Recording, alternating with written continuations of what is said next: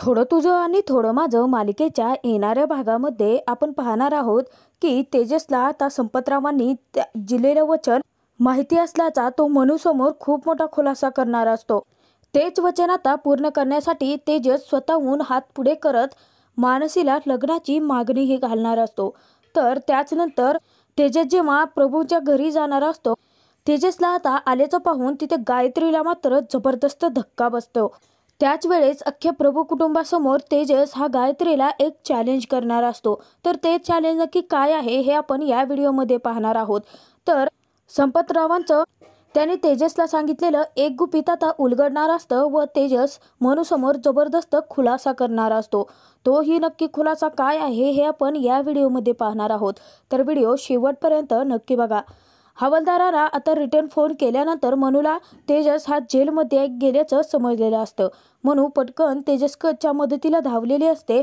तर त्यानंतर तिने तेजसला सोडवण्यासाठी इन्स्पेक्टरकडे खूप विनवण्या केलेल्या असतात।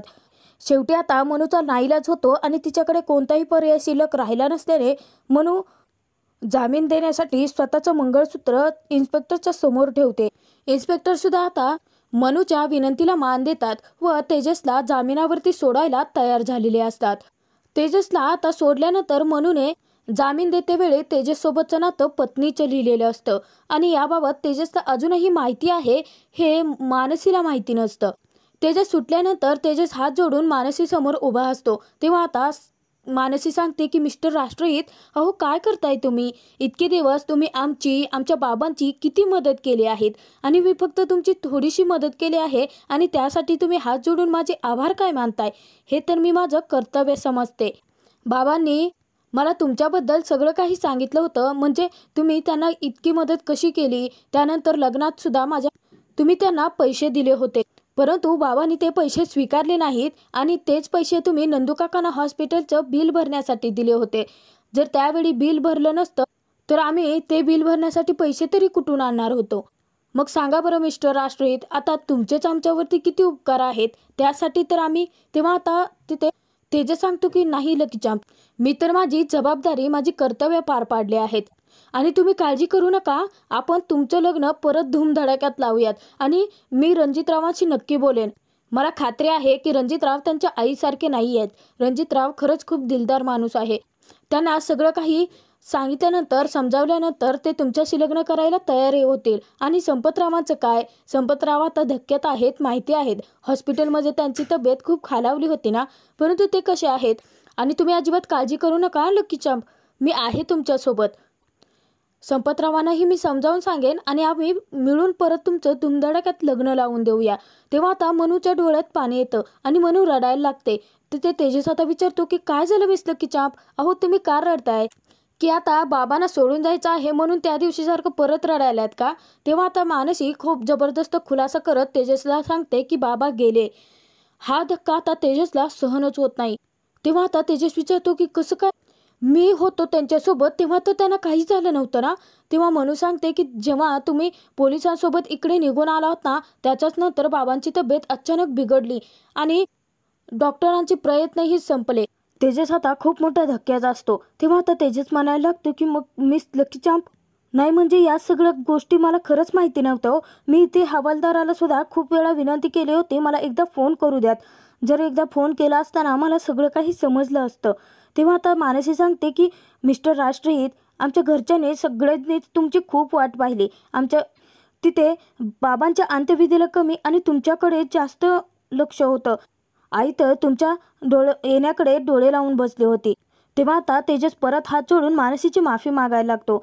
मानसी सांगते की सगळं काही संपलं आहे मिस्टर राष्ट्रहित, नाही म्हणजे बाबांनी माझ्या लग्नासाठी जेवढं काही कर्ज घेतलं होतं ना, ते सगळं कर्ज फेडण्याच्या नादामध्ये सगळं काही गेलं आहे।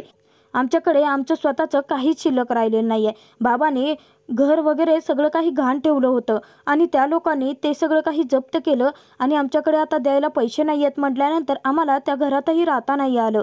सगळं काही संपलं आहे। तेव्हा आता तेजसला या सगळ्या गोष्टींचा खूपच मोठा धक्का बसलेला असतो।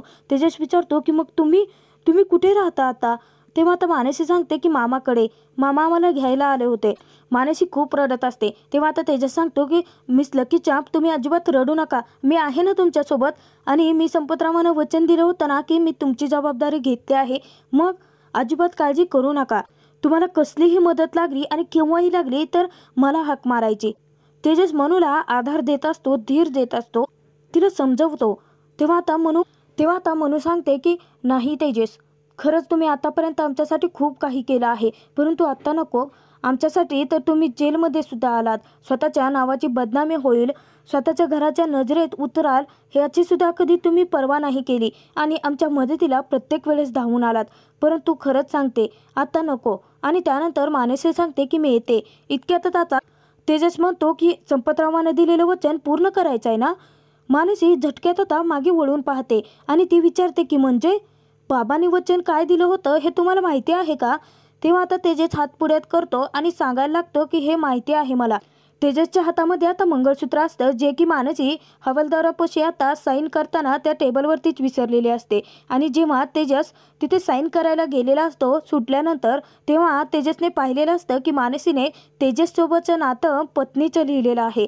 आणि तेजसला एका झटक्यात तिथे आता संपतरावांचं शेवटचं वचन आठवलेलं असतं. तेजस सांगतो की मिस लकी चांप, संपतरावांनी दिलेलं वचन मी विसरलेलो नाही आहे. त्यांनी तुमची जबाबदारी माझ्यावरती सोपवली आहे ना. तुम्ही माझ्याशी लग्न करायला तयार आहात का? जर तुम्ही तयार असाल तर. आणि जरी तुमची आता माझ्यासोबत लग्न करण्याची इच्छा नसेल तरीसुद्धा. तेव्हा आता मानसी सांगते की नाही मिस्टर राष्ट्रहित, हे माझ्या बाबांचं शेवटचं वचन होतं आणि त्यांची शेवटची इच्छाही होती, जी की त्यांनी मला बोलून दाखवली आहे आणि मला त्यांची शेवटची इच्छा पूर्ण करायची आहे. तेव्हा आता तेजस खूप खुश असतो, कारण तेजस आता विचार करायला लागतो की ज्या मुलीच्या बाबत आपण स्वप्न पाहिली होती ती मुलगी आता आपल्या आयुष्यात कायमची येणार आहे. त्यानंतर मानसी आणि तेजस दोघेही आता स्वतःच्या वाटेने निघून जातात, कारण तेजस हा घरी जातो आणि मानसी तिच्या मामाकडे गेलेली असते. तेव्हा आता तेजसने मनूकडून तिच्या मामाच्या घरचा पत्ताही घेतलेला असतो आणि तेजसने सांगितलेलं असतं की मी लवकरच आईना भेटायला येईल आणि याबद्दल तुम्ही प्लीज त्यांना काही सांगू नका, कारण त्यांना खूप वाईट वाटेल. तेव्हा मानसी सांगते की मी नाही सांगणार आहे आईला काही. आणि त्यानंतर मानसी तेथून निघूनही जाते. घरी आल्यानंतर जेव्हा तेजस आईकडे पाहतो तर तेजसला खूप मोठा धक्का बसतो. तेजस आता पळत जातो आणि विचारतो की अगं आई, काय झालं आहे तुला? तेव्हा आता इतक्यात तात्या म्हणायला लागतात की आलास का, परंतु तुला कोणी सोडलं? आईची तुझ्या जी अवस्था आहे ना ती फक्त आणि फक्त तुझ्यामुळे झाली आहे. तेव्हा आता तेजस विचारायला लागतो की नक्की काय झालं आहे? मी तिथे जेलमध्ये होतो, मला कोणी काहीच का सांगितलं नाही. तेव्हा आता तात्या सांगतात की काहीच सांगितलं नाही म्हणजे तुला सांगून काही उपयोग होत होता का? आणि हे सगळं तुझ्यामुळे घडलं आहे. तुझ्या आईने जोपर्यंत माझा तेजस माझ्या डोळ्यासमोर येत नाही असं सांगून अन्न पाणी सोडलं होतं तुझ्यासाठी. तेव्हा आता तेजसला मोठा धक्काच बसतो आणि तेजस सांगतो की अगं आई, हे सगळं कशासाठी केलंस? तू तो स्वतःच्या तब्येतीकडे लक्ष द्यायला हवं होतंस ना. तेव्हा आता तात्यासाहेब म्हणायला लागतात की हो, तू तर आता हेच सांगणार आहे. मी हिला 1000 वेळा सांगितलं होतं की तुझ्या त्या देवट्या मुलासाठी हे असलं काही करत बसण्याची गरज नाही आहे. शेवटी तू काय चांगलं काम केलं आहेस? जेलमध्येच गेला आहेस ना आणि स्वतःच्या घरात चोरी करून गेला आहेस. तेजस हा सगळा अपमान आता निमूटपणे सहन करत असतो. इतक्यात आता गायत्री बाहेर येते आणि गायत्री जेव्हा आता तेजसला पाहते तेव्हा तिथे गायत्रीला मोठा धक्काच बसतो आणि गायत्री तिथे म्हणते की तेजस भाऊजी, तुम्ही इथे कसे? तेव्हा आता तेजस हसायला लागतो आणि परत म्हणतो की गेमा, वहिनीच्या गेमा. तुम्हाला काय वाटलं वहिनी की आता मी नाही सोडलं, मी नाही जामीन दिला, केस नाही माघार घेतली म्हणजे तेजस प्रभू कायमचा जेलमध्ये अडकला? मला काही तुमच्या गेमा कळत नाहीत असं वाटतं का तुम्हाला? मला चांगलंच माहिती होतं की जोपर्यंत मी जेलमध्ये आहे तोपर्यंत तुम्ही इथे माझ्या घरच्यांना त्रास तर देणारच आहात आणि तुम्ही मला जेलमधून तेव्हाच बाहेर काढाल जेव्हा मी प्रॉपर्टीच्या पेपरवरती सह्या करेन. आणि मी नकार दिल्यानंतर तुम्ही तेथून निघून आला होतात. परंतु वहिनी, एक गोष्ट ना कायम लक्षात ठेवा, तुम्ही फक्त सगळ्यात जास्त महत्त्व पैशाला दिलं आहे. स्वतःच्या माझ्यापुढे तुम्हाला कधीच काही दिसत नाही, परंतु आम्ही ना माणसांना सगळ्यात जास्त महत्त्व दिले आणि सर्वात जास्त पैशापेक्षा माणुसकी जपली आहे. म्हणूनच आमच्या वाईट वेळेत साथ द्यायला माणसं आले आहेत. तेव्हा आता तिथे गायत्री सांगते की 1 मिनिट तेजस भाऊजी, तुम्हाला सोडवलं कोणी? नाही म्हणजे मी तर केस माघारी घेतली नव्हती. मग तिथे आता तेजस सांगतो की जाऊ दे ना वहिनी, त्याच्याशी तुम्हाला काय घेणं देणं आहे. आता माझ्या आईसाठी जर मी सुटून बाहेर आलो आहे म्हटलं तर ती एक गोष्ट चांगली आहे ना. त्याच्याशी तुम्हाला काय घेणं देणं आहे. तुम्हाला तर फक्त मी जेलमध्ये कायमस्वरूपी सडावा आणि त्यानंतर शेवटी व्याकुळ होऊन मी तुमची मदत मागावी, तुमची सांगितलेल्या अटी मान्य कराव्या असं वाटत होतं ना.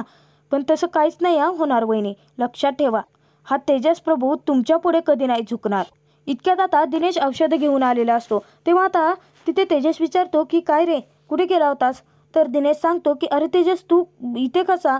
तेव्हा आता तेजस हातात म्हणायला लागतं की अच्छा, म्हणजे आता हे प्रश्न तुलाही पडले आहेत का.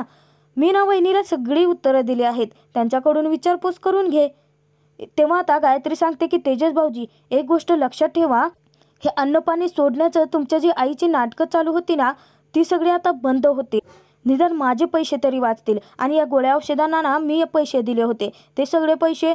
तेव्हा आता तेजस सांगतो की करणार ना वहिनी, तुमचे सगळे पैसे जे आहेत ना ते परत करणार मी. तेव्हा आता गायत्री म्हणते की कसं, चोरी करून, लुबाडून, फसवून एखाद्याला. तेव्हा आता तेजस सांगतो की नाही वहिनी, एकदा चूक केली आहे म्हणजे माणूस परत तिथेच ठेच खायला जातो असं नसतं ना.